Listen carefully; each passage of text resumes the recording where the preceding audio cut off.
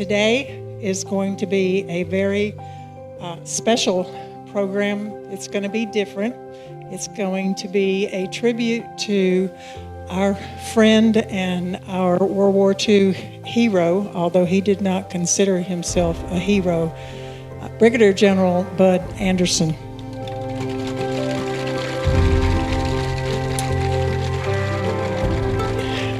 And the reason that most of you are here is because you were probably one of the lucky people that spoke with Bud, or if you were even more fortunate, you could call him a friend.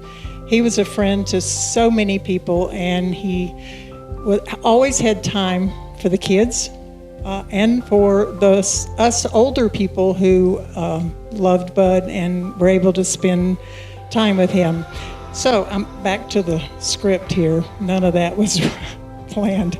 Bud was a friend to hundreds of us in our Warbird community who share the loss of this great man. I'm wearing my flight suit today in his honor because flying with Bud was a big part of the wonderful times that we shared during almost 30 years of friendship.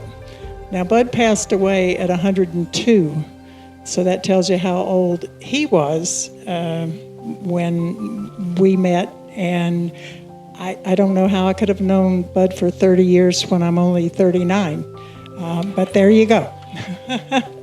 But flying with Bud was a highlight for me over those many, many years in so many different airplanes. And whether we were flying a J3 Cub or the Mustang, Bud loved to fly, and he loved his Warbirds friends. He was energized by all of you, so thank you for being here. To celebrate this life well lived. I have so many memories and that I could share, but we have people coming on who will share their memories with you. With a twinkle in his eye, though, and his special smile, I can still hear Bud saying, "That's not bad for a girl." So I thank Jack Roush, who will be out here in just a few minutes, and Jim Hagedorn for allowing me to fly the Old Crow for many, many years. And I thank my thanks to Bob Bull that you will also meet this afternoon for agreeing to carry on the legacy. I think Jack would not have sold any of his airplanes had he not found guys that he could say, "You have to honor Bud."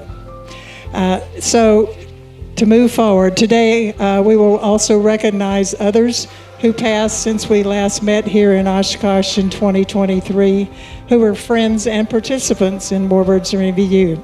And during the first part of the presentation, as I alluded to, we will hear from Jack Roush, Jim Hagedorn, Ray Fowler, who has been a big part of keeping these airplanes flying for everyone over the years, and then we will introduce Bob Bull.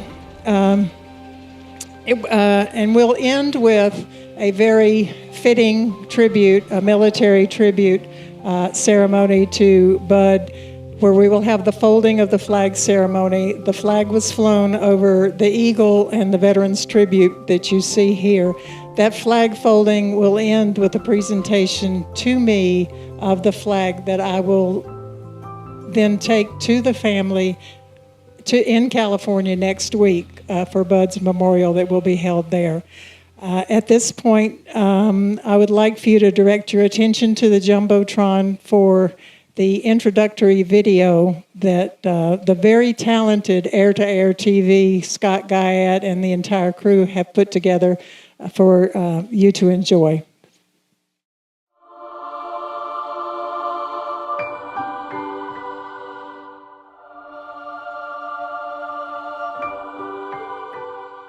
My dad used to put me behind the wheel in his lap and let me drive a Model A pickup.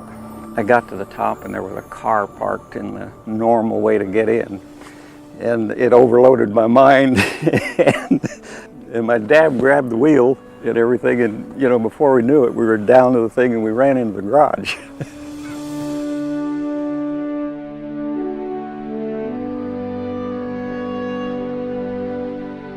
I can't remember when I didn't want to fly. As a youngster, I had that enthusiasm for aviation, and I really don't know.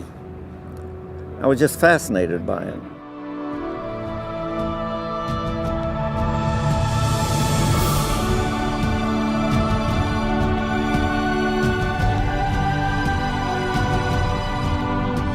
I looked up the requirements. You had to have 2 years of college in those days, 20 years old, unmarried, and of course physically fit.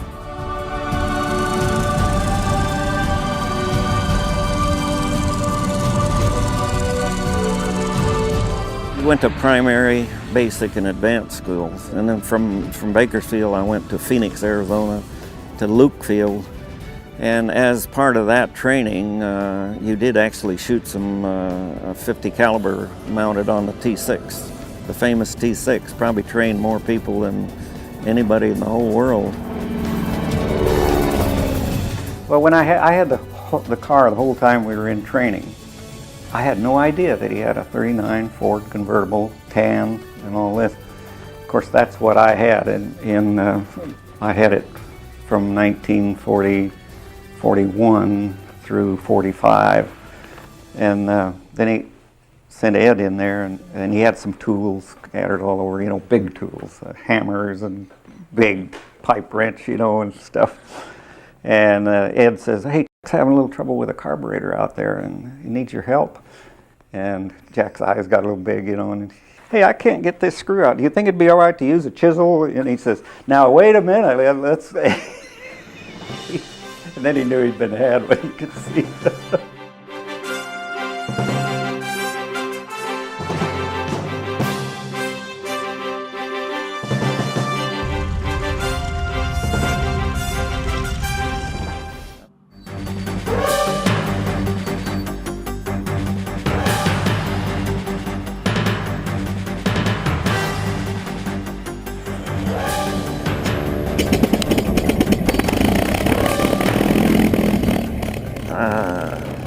It was,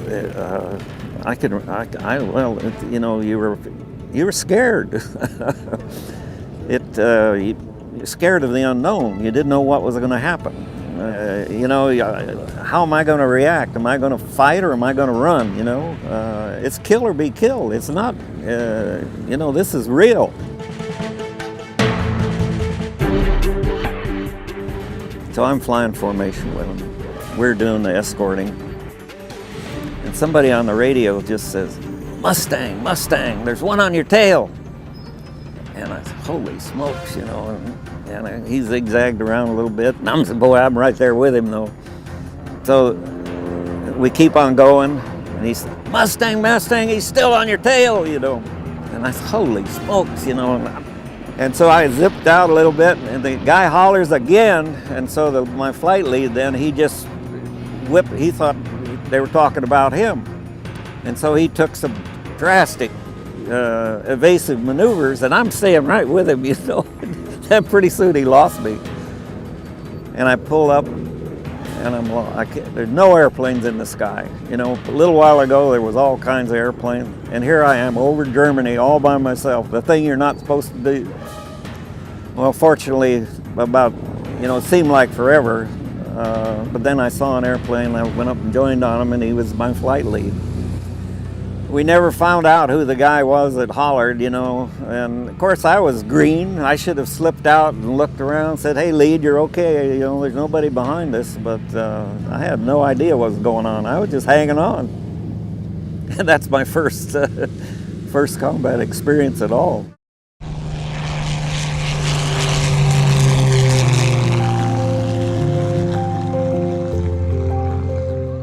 Every year at Oshkosh since 2001, Warbirds in Review has featured great legends of aviation.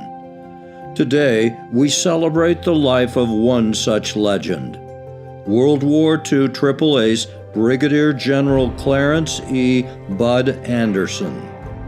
He passed away in his sleep May 17, 2024, at 102 years old.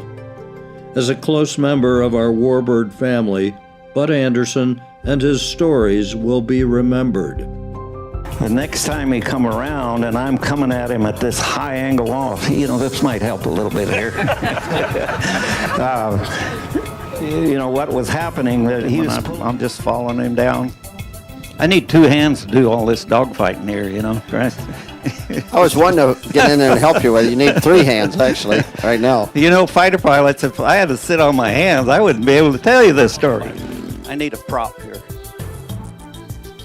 This is my job. That's the reason I'm still here. When you're in a dogfight, you want to get right on a guy's tail.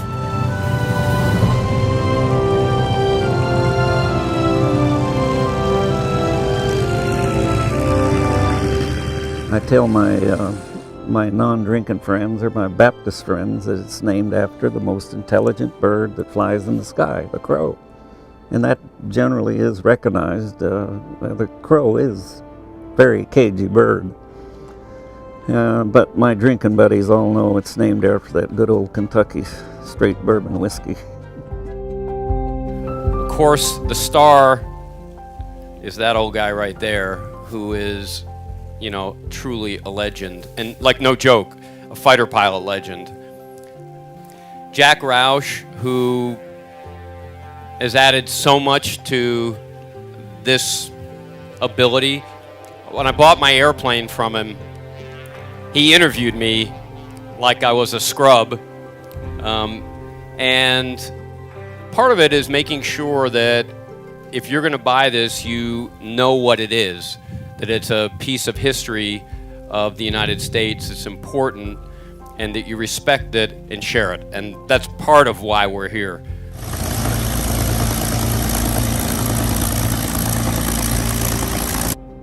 I love to fly. I learn something every time I fly, and I enjoy it. And to be able to fly a Mustang at my age is something very special. And not just a Mustang, say a Mustang painted like mine. Do you realize that I've had 4 different airplanes, old crows, and there's 2 still up, 2 of them are still flying. One of them crashed and one got sold and is being repainted at the moment. But when I was able to fly those things, I don't know, it was a special event. I think you can imagine.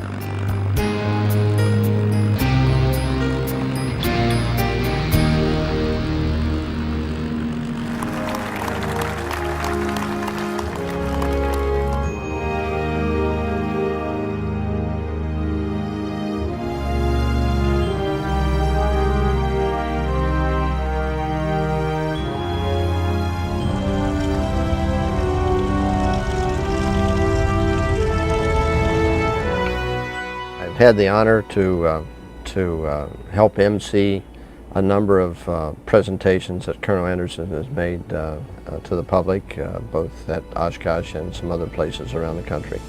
Take note of the fact that he's one of America's greatest heroes. The kind of person, as a man and as a young man, as an adult, that we'd all like to have been ourselves, or we'd certainly like for our children to be. He's a great patriot and a great brave defender of our country and our freedoms. He's one of the world's greatest aviators. But past that, he's one of my dearest friends.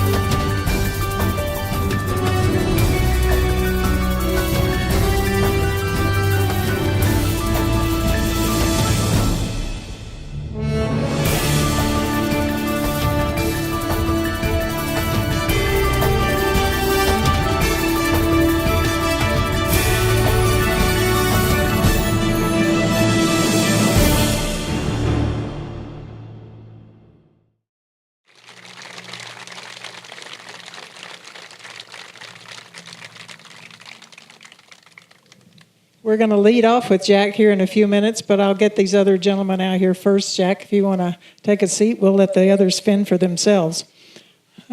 Oh, hi, Jim. As it always is. Jim Hagedorn, if you'd grab the next chair there, pull it up for you. Okay. And then Bob Bull. Yep.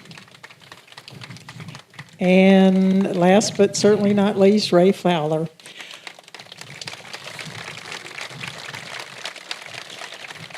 The video that Scott Guyat so talentedly put together, pieced together of all the events over the years, pretty much summed up a lot of our affection for Bud and some of our experiences with Bud. But I'd like to go to Jack right now and ask you to tell us a little bit about your experiences, your friendship with now General Bud Anderson, who unfortunately this is the first year in Warbirds in Review will never be the same with Bud not here. Jack, it's all yours. When I started coming to Oshkosh more than 20 years ago, it was with the encouragement of Eden County Bowling and to celebrate Bud Anderson's military career and to hold him up as an example of what a true patriot means to the generations that follow the acts of bravery that they are engaged in. I regard Bud as a man whose values and reputations a father would wish to be held by and served by a son or a son-in-law or oneself. As the trials and tribulations are forced on our complex daily lives, Bud demonstrated his unselfish nature through his yielding of the 3/4 of an enemy shot down in action during World War II, and through his repeated recommendation of other aces, overshadowing his own accomplishments for the transfer of their name and imagery to the P-51 Mustang restorations I've completed over the last 20-odd years. Bud was a dear friend to me and my family, as well as to many of the folks that share aviation interest. He set a high standard for not only aviators to measure themselves to, but to the patriots and the citizenry that he helped to preserve and defend during the war. I enjoyed his company and looked forward to seeing him, which occurred frequently over the period of the years. He was instrumental in the development of the airplanes. He had advice on what he thought was the best features of the B model and the D model that were restored. And he was appreciative of the effort we made to keep him in flying status. Eden County recognized his contributions and the impact he could have on the EAA community through their promotion of the Warbirds and review aspect of the EAA experience. Jim Hagedorn and Scott's also recognized that there was a great opportunity to not only showcase our products, but to recognize the kind of citizen that Bud was and what he meant to everybody that had contact with him. I had a contact with a fellow by the name of Mickey Rupp. That was a Reno air racer, and he was a purveyor of all things P-51. And he was a friend of mine through my racing experience. And he told me one day, he sent me a picture of a Mustang that he had taken on the ramp of one of the places where I was racing. He says that maybe you get yourself one of these one day. And I told him right back at him, I said, when I get the money and have the time, I said, I'll have a Mustang and we'll use it for something that would be worthwhile. The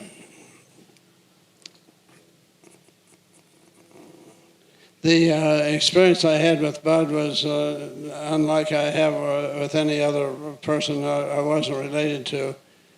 He was an inspiration to me in all kinds of ways.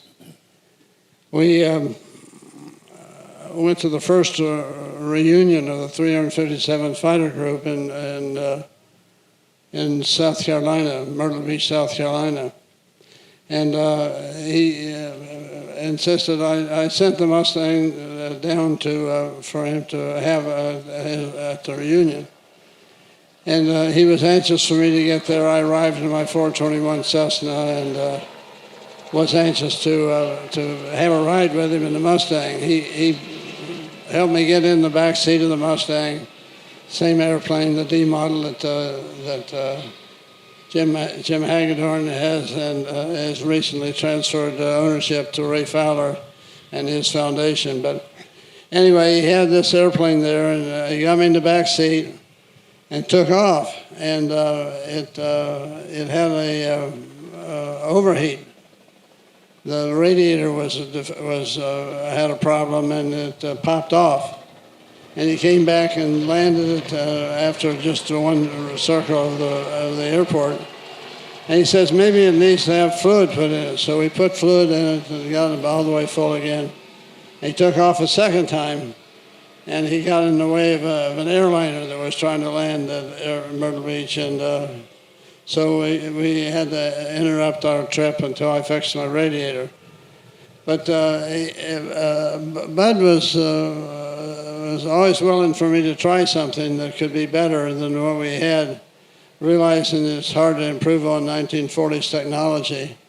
As one of Bud's friends, Chuck Yeager, used to tell me, remind me when I was trying to improve things.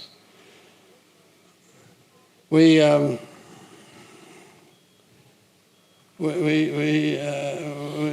kept it going.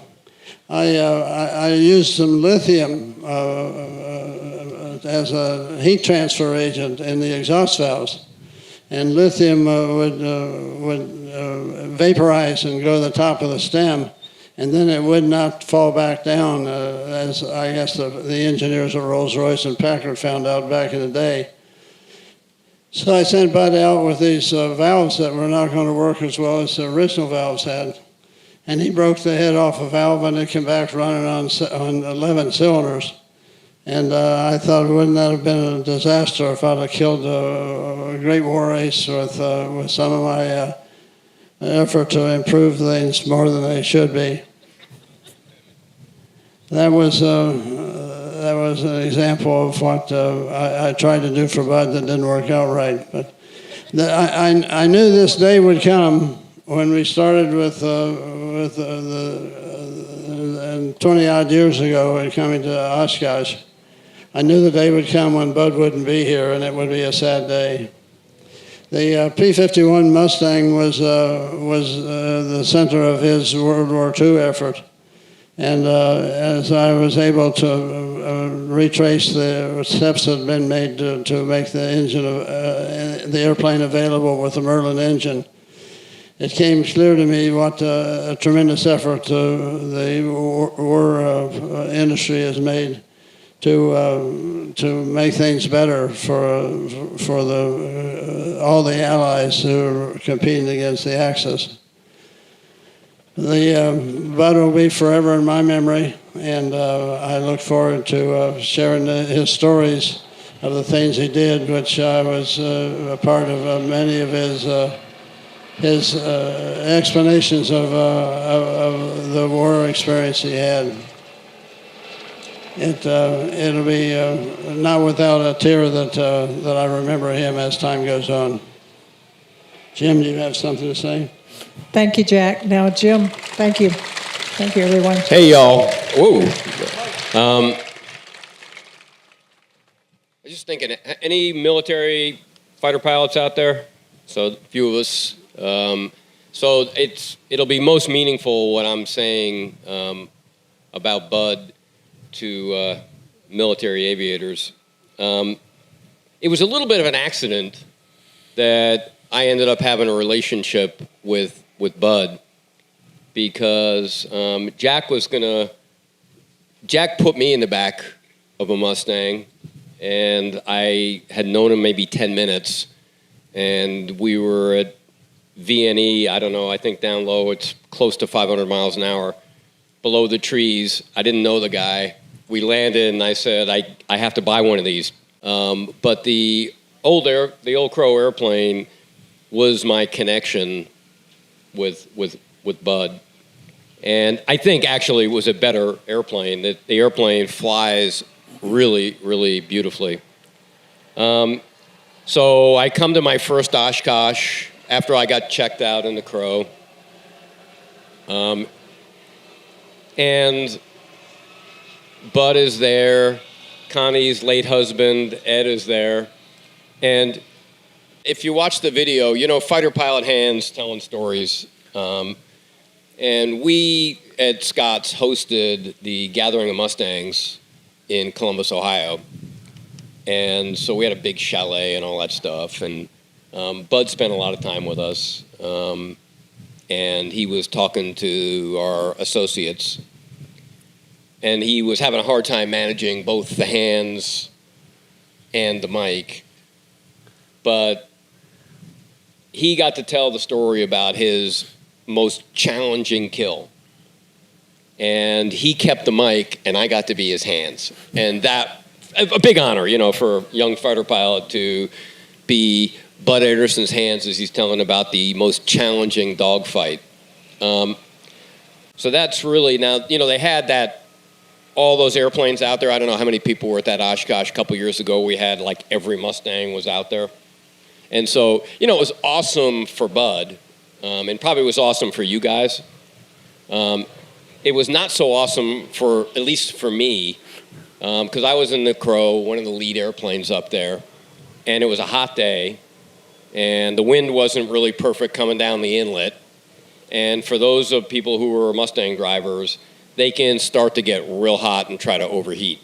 And so during that thing, we all had to sit there and hold position, and my engine was running so hot that the first thing we did after that thing was pull the cowling off, and there's like little fuse things or some damn things that'll melt if the engine gets too hot. And we hadn't done that, but I was in that thing, and there's no power brake, so I'm holding, you know, and I got the engine up at like 1600 trying to get more coolant through the engine and the radiator. And so it was great for everybody. It was super loud. It sounded great, I think. But it was super uncomfortable for me. So that was, Bud was happy. It was hard on me. Are you going to say anything? No. Well, if you know, it's like, okay. He's the new guy. Yeah. Okay, the new guy. So, Jim, thank you very much, and I hope we can. That was a great story. I think we enjoyed. Maybe we can bleep you out where we can share it with other people. But thank you, everyone. So, to very quickly reflect on that was 2019 that we were able to do that for Bud, and he was able to drive down the flight line, see the Mustangs there, and their salute to him.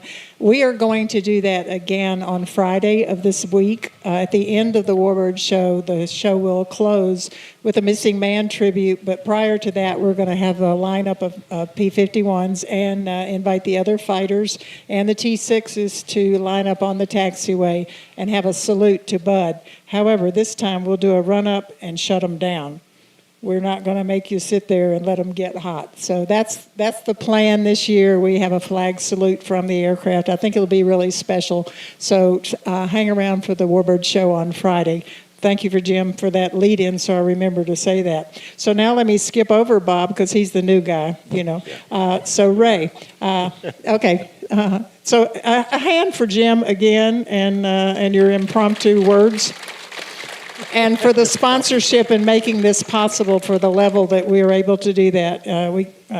Yeah, a big thank you to Jim and to Ron and Diane Fagan, who are here in the audience, as always. They make this possible. Ray Fowler, you had the opportunity to know Bud Anderson very well over the years, and when do you remember when you were first introduced to Bud? Yes, I really do.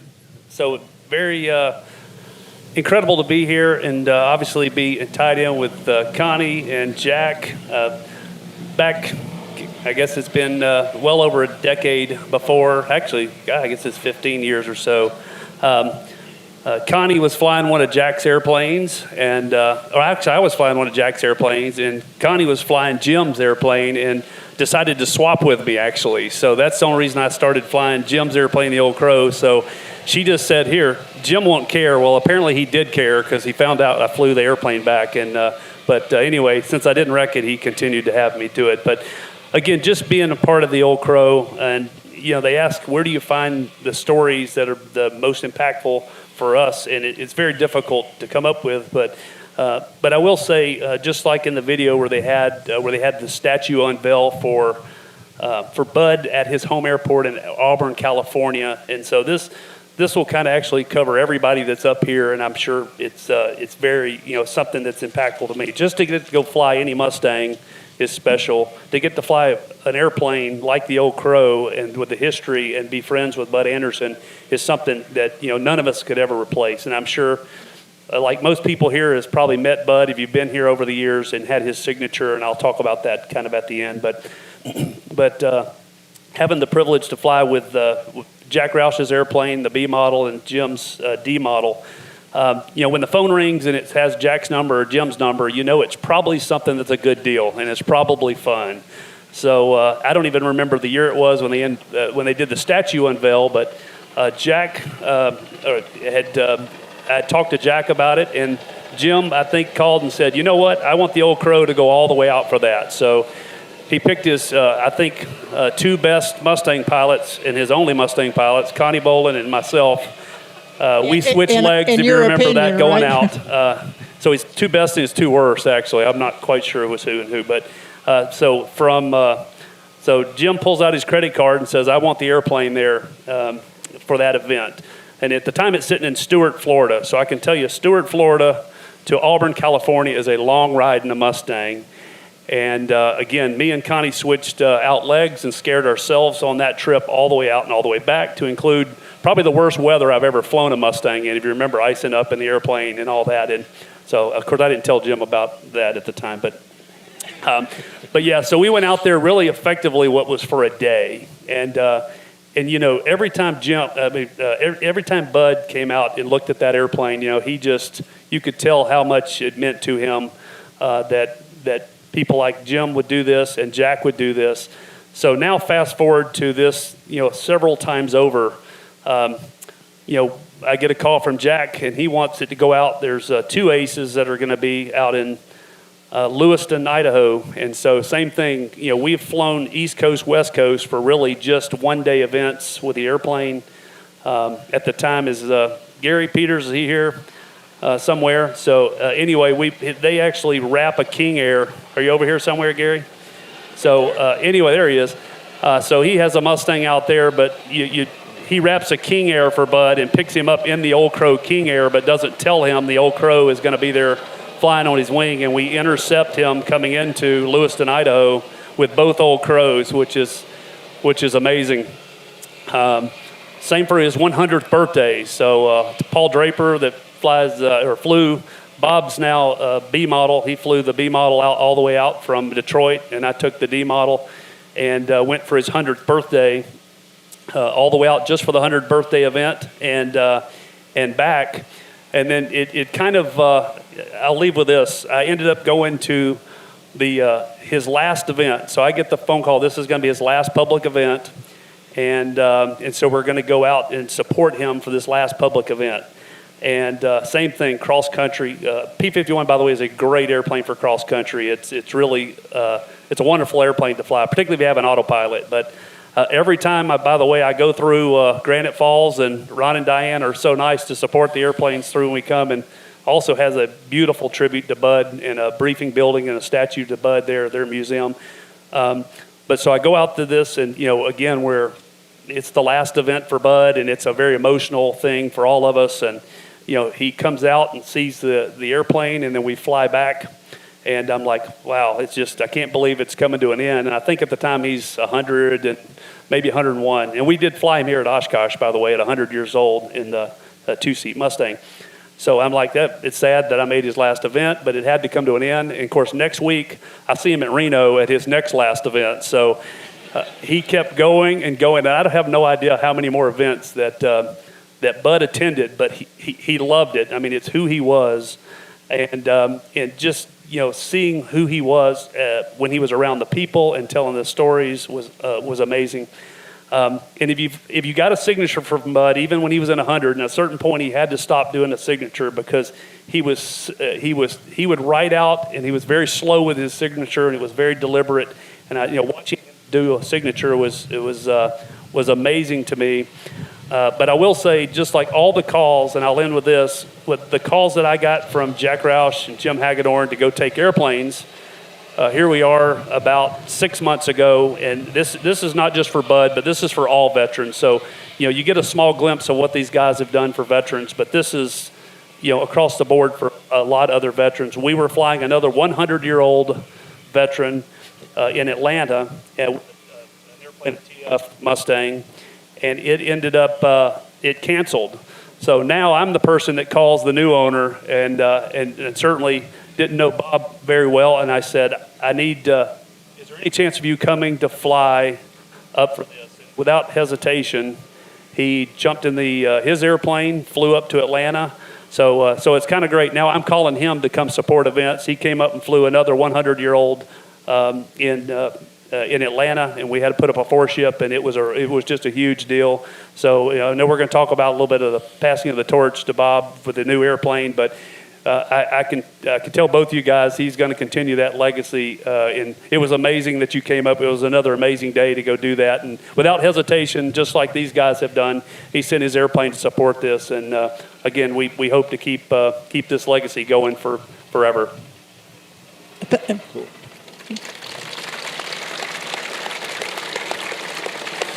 Thank you, Ray, and thanks to Ray flying a lot of different airplanes. We keep the airplanes going, but that was a nice segue into Bob Bull, and we all who love Bud and love these airplanes appreciate the fact that these airplanes went to somebody who cares about not only the aircraft, but the history they represent and the people they represent. So, Bob, from all of us, thank you. And I know that Jack said you absolutely have to be a part of this or you can't have them. Is that correct? Yeah, pretty much. I kind of had the same interview process that Jim had spoke about. But, yeah, we're here to support, Bud and everybody here that's restored the airplanes over the years and maintains them. I think one of the things we've done is we try to associate a person with an aircraft. So our first one was Joe Joyner in Rebel, and it's here. And as you meet younger people and you explain Joe, they want to hear, like I'll see them and they'll, how's Joe? So they not only associate, I think what Jack did with the plane with Bud and Old Crow is an important way to continue our history. Okay, so you have more than the Old Crow and the Gentleman Jim, is that correct? And we're glad you do. Yes. Don't be embarrassed that you own 5 Mustangs. Yes, I think we have 5. Yes. I think there's 6. Oh, you mean 6. Oh, okay. Oh, okay. Pardon me. I was totally in.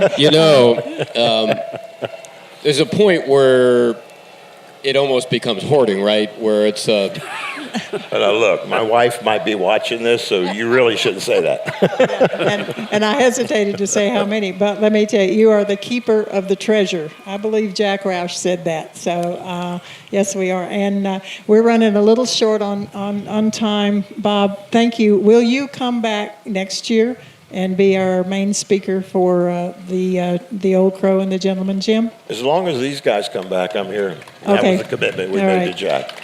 So, thank you. So, yeah. Next year, I'd like for us to have an opportunity to talk more about the aircraft, and we will go back to more of a normal show next year. I want to thank all of you for being here.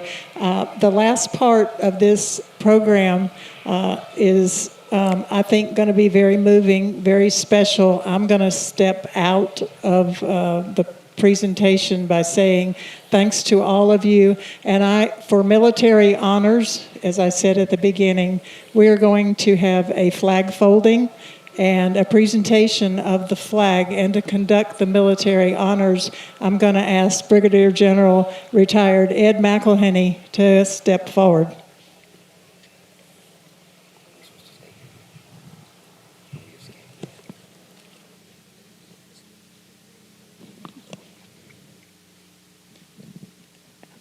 Thank you, sir. And in addition to the honors for Bud, we are also going to recognize other veterans who were a big part of Warbirds in Review. And unfortunately, the list is rather long this year. We've lost several of our veterans, again, who played a big part in Warbirds in Review. In alphabetical order, I'd like to start with Major General Bill Anders, retired U.S. Air Force.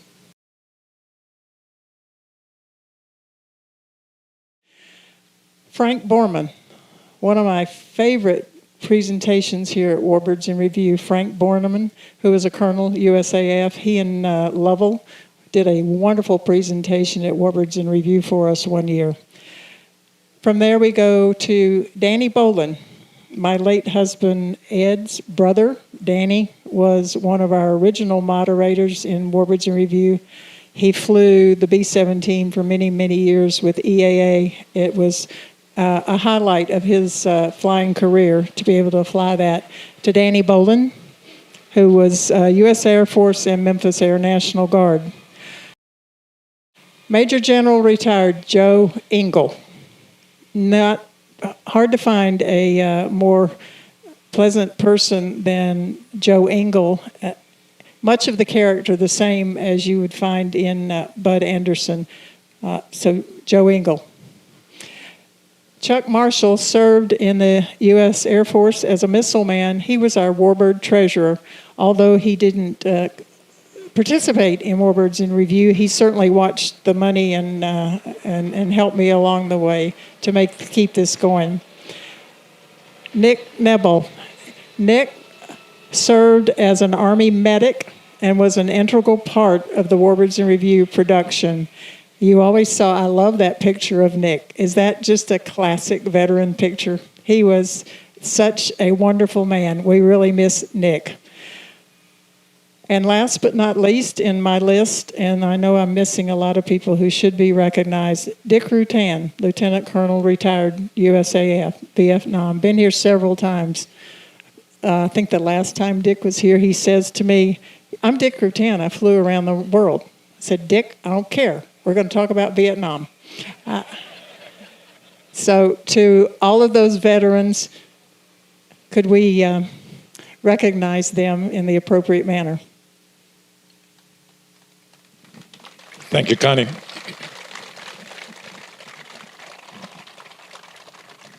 And thank you, folks, for being here and honoring our deceased veterans. Honor Guard, post.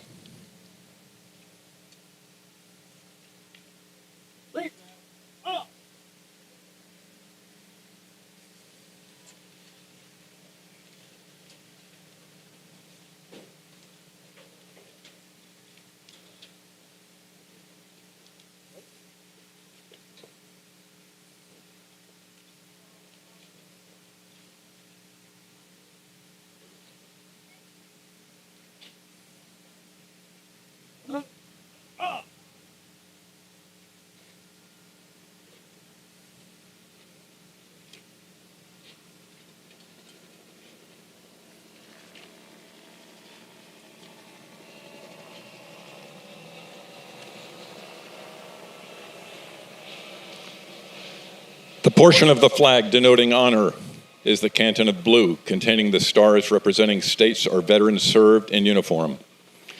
The field of blue dresses from left to right and is inverted only when draped as a funeral cloth over the casket of a veteran who has served our country honorably in uniform.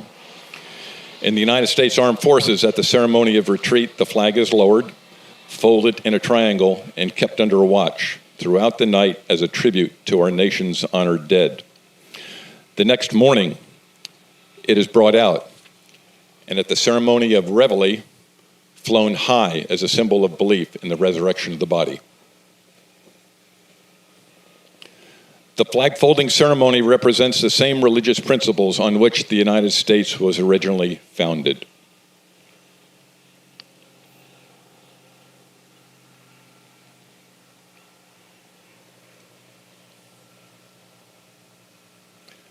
The first fold of our flag is a symbol of life. The second fold is a symbol of our belief in eternal life. The third fold is made in honor and remembrance of the veteran departing our ranks and who gave a portion of his or her life for the defense of our country to attain peace throughout the world. The fourth fold represents our weaker nature as American citizens trusting in God. It is Him we turn to in times of peace as well as in times of war for His divine guidance. The fifth fold is a tribute to our country. In the words of Stephen Decatur, our country in dealing with other countries, may she always be right, but it is still our country, right or wrong. The sixth fold is where our hearts lie.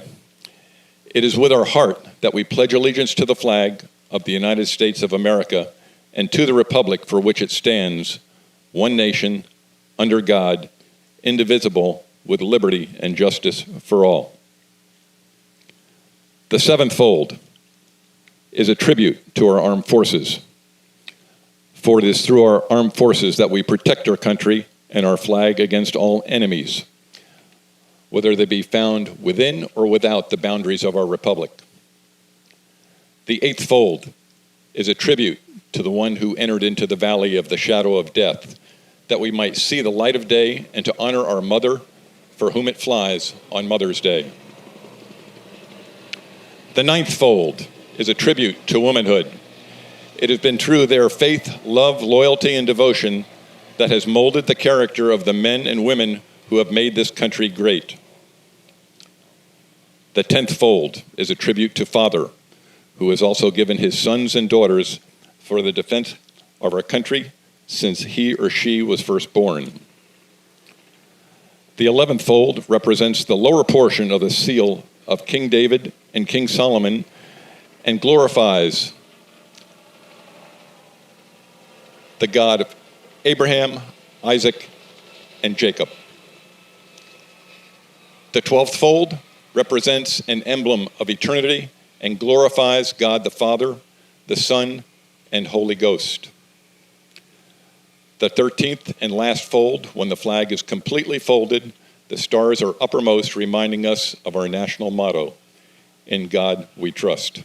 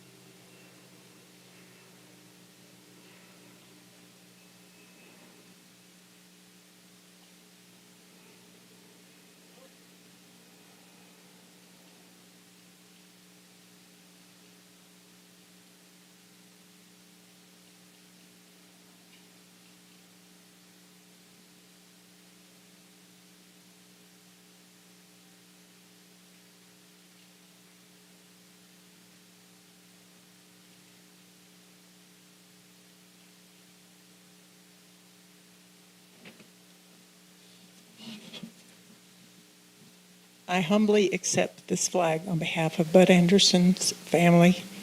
I will present it to them next week. Teresa?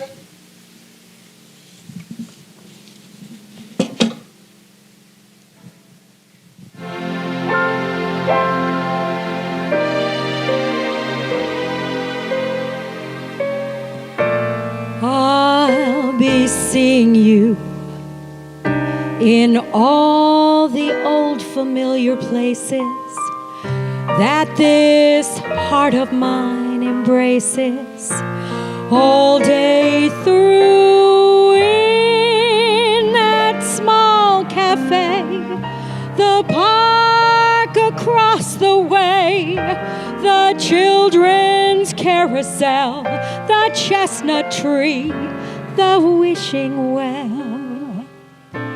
I'll be seeing you in every lovely summer's day, in everything that's bright and gay. I'll always think of you that way. I'll find you in the morning sun, and when the night is new, I'll be looking at the moon, but I'll be seeing you.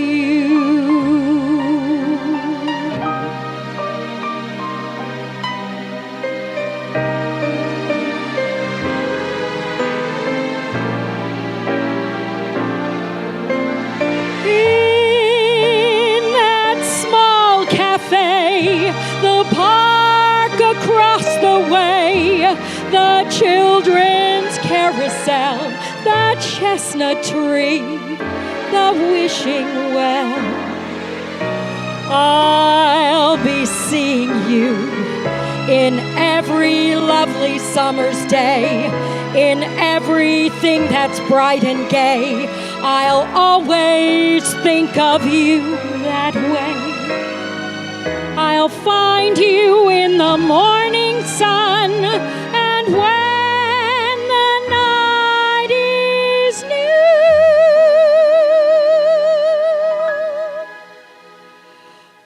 I'll be looking at the moon, but I'll be seeing you.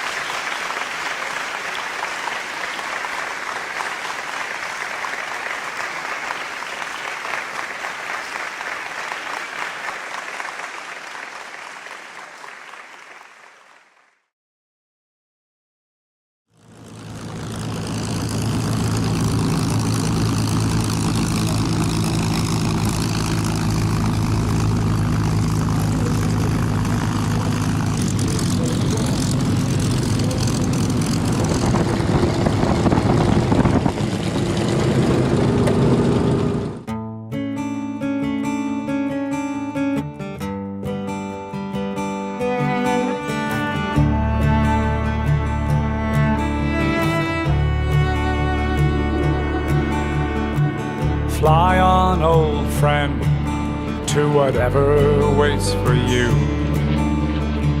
Fly on, old friend, your course was always true. And now we understand there's a fair wind in the blue. But here there's none who would not fly with you.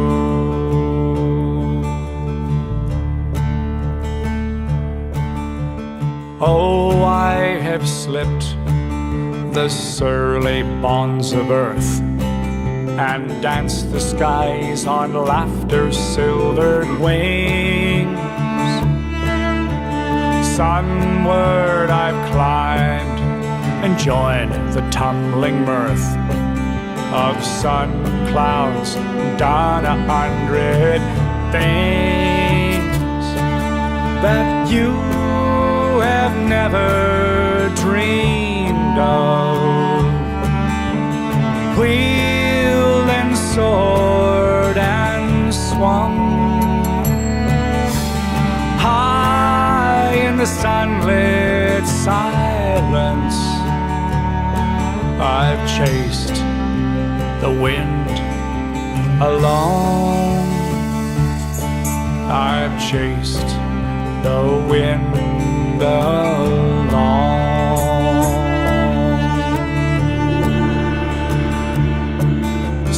Fly on, old friend, to whatever waits for you.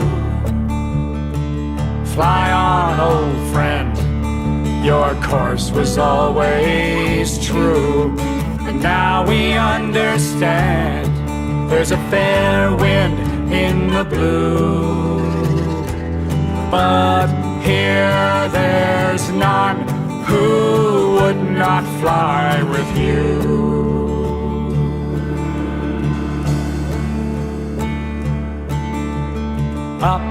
Up the long, delirious, burning blue, I've topped the windswept heights with easy grace, where never lark or ever eagle flew, the untrespassed sanctity of space.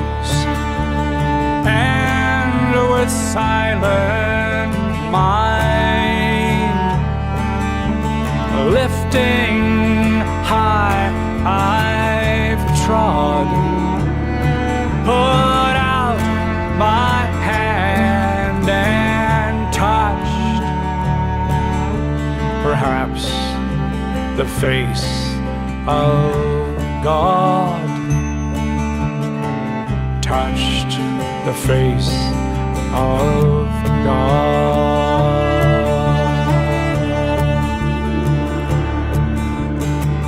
Fly on, old friend, to whatever waits for you. Fly on, old friend, your course was always true. And now we understand there's a fair wind in the blue. But here there's none who would not fly with you.